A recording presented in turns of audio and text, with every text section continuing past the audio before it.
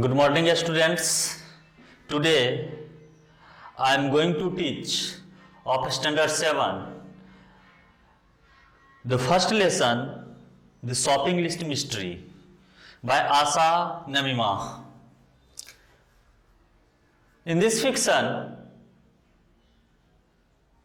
the author tried to express that not any student, not any person gets success with the help of the study. He can get success in the, or you can say in the different way, like sports, like music, etc. And this fiction is based on this. Here is the, you can say, a character named Sandeep, who is very weak in mathematics, or you can say the study, but he is very good in to play violin. But his parents, his relatives get annoyed to his activity because all of them want he should study very well, but he is not interested. But with the help, one day, with the help of the violin, he became success to catch some of the robbers, and he proved that a person not only success in the study, he can get success in the other ways too. And this is your book, English Alive of Standard 7 of the St. Xavier's Public School. So now come to the lesson. Here, read a story about a boy who loves to play the violin and is not interested in maths.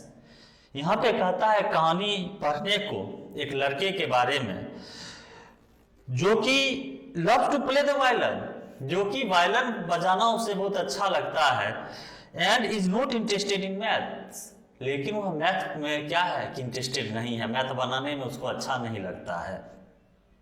His parents are worried having seen the activity.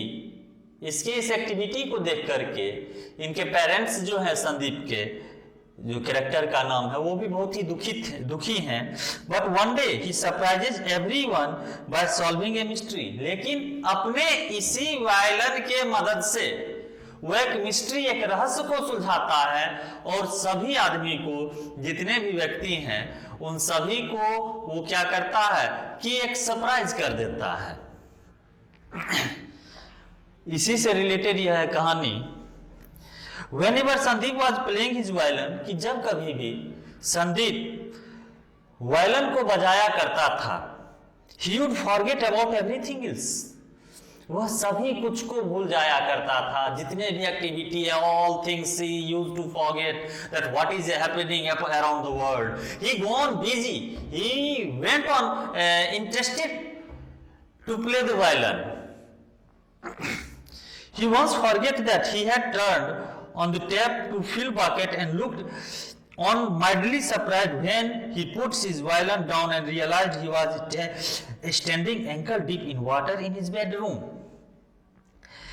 कहता है he once forget, एक बार वह भूल गया कि he had turned on tap, कि वह tap को, नल को जो है वो ऑन मतलब चालू करके उसको बंद करना भूल गया था. टू फिल द बकेट, वो नल को किस चीज के लिए चालू किया, तो बकेट को भरने के लिए. And looked any mildly surprised when he puts his violin down and realised he was standing ankle deep in the water in his bedroom. और वो कुछ समय बाद जब देखता है तो उसे सरप्राइज हो जाता है, क्योंकि उसके बेडरूम में नल कंटिन्यू चलते रह गया और यह क्या हुआ था कि नल चला करके नल को बंद करना भूल गया. और इसके बेडरूम में क्या होता है कि इसके घुटने तक, एंकल तक जो है नी तक पानी जो है वो आ जाता है. और तब जाकर के इसको याद आता है कि अरे मैं जो है वायलिन जो बजाया, मैं जो टैप को जो ऑन किया था वो ऑन ही रह गया. और यह क्या किया कि उसको ऑन करके अपना वायलिन बजाने में इतना जो है यह समा गया या सब कुछ भूल गया। Scolding punishment, wet ankles, poor marks in math, nothing could be change him. हमेशा डांट सुनना, पनिशमेंट मिलना, वेट एंकल्स, भीग जाना, पैर हमेशा ये काम करके न चला करके खुद को भूल जाना, उसमें भीग जाना। Poor marks in maths, math में खराब number, nothing could be change him, कुछ भी चेंज नहीं हुआ। मतलब यह सब काम जो है जिसके माने ड्यू टू वायलेंस आप कह सकते हो कि यह अक्सर चाहे स्कूल हो चाहे पेरेंट्स हो, हमेशा इसको पनिशमेंट मिला करता था, हमेशा इसको कुछ न कुछ डांट मिला करता था। अक्सर यह नल को चला करके भूल जाया करता था और यह सभी चीज जो है उसका चेंज नहीं हुआ। He used to be continue such type of the activities. Whenever he picked up his violin, कि जब कभी भी वो अपने वायलिन को उठाता था, अपने वायलिन को लेता था, and tucked the smooth polished instrument lovingly under his chin, he was lost of the world। और जब वह स्मूथ से उस चमकते हुए वायलिन को अपने चीन के नीचे रख करके उसको बजाना शुरू करता था तो वह पूरे संसार को भूल जाया करता था। यह भूल जाया करता था कि कहाँ क्या हो रहा है, कहाँ क्या नहीं हो रहा है। उसका मानो कि वह उस वायलिन के म्यूजिक में एकदम से खो जाया करता था।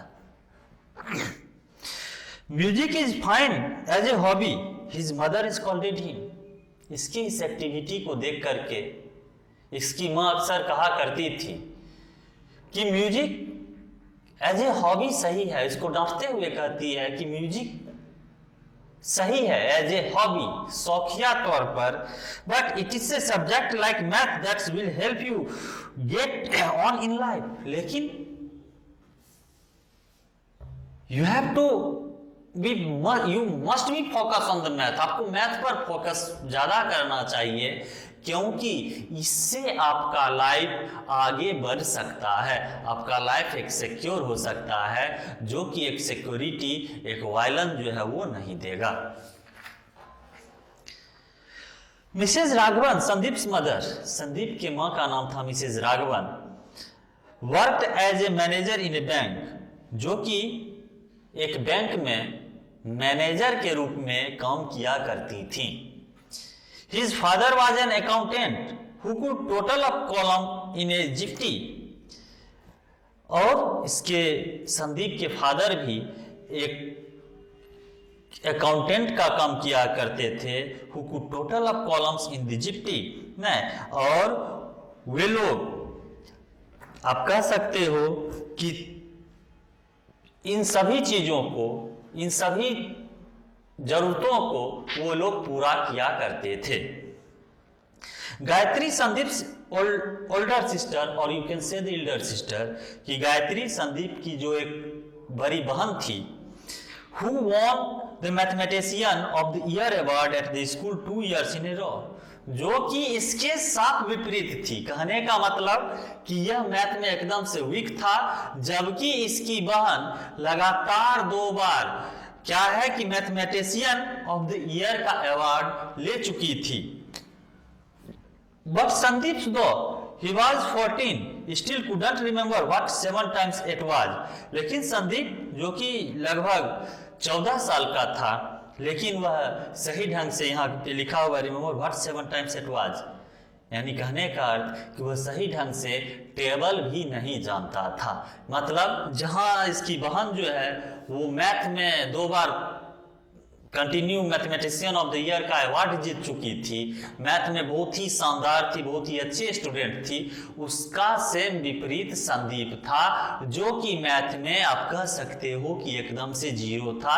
इसको कहीं कुछ मैथमेटिक्स में नहीं आता था। My teacher says that if I continue to practice, I may be a really good musician, he explained to his mother। और इस चीज को छिपाने के लिए वह अपने माँ को एक दिन कहता है कि मेरी टीचर जो है वो कहते हैं कि यदि मैं कंटिन्यू प्रैक्टिस करता रहूं, I may become a really good musician, तो मैं वास्तव में एक अच्छा म्यूजिशियन बन सकता हूं।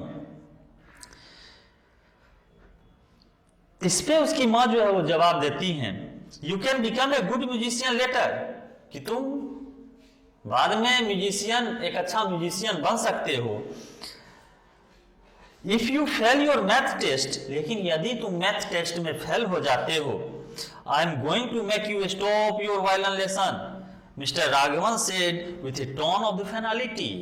मिस्टर राघवन जो है वो वार्न दे करते हुए कहती हैं, आप कह सकते हो एक तरह का वार्न देते हुए, डांटते हुए कहती हैं कि म्यूजिशियन का तो तुम, अच्छा म्यूजिशियन तो तुम बाद में बनोगे, लेकिन यदि तुम इस बार मैथमेटिक्स के टेस्ट में फेल होते हो तो क्या करूंगी मैं, I am going to make you stop your violin lesson, तो तुम जो वायलिन का जो प्रैक्टिस करते हो, वायलिन का जो कोर्स करते हो, मैं उसको बंद करने जा रही हूं।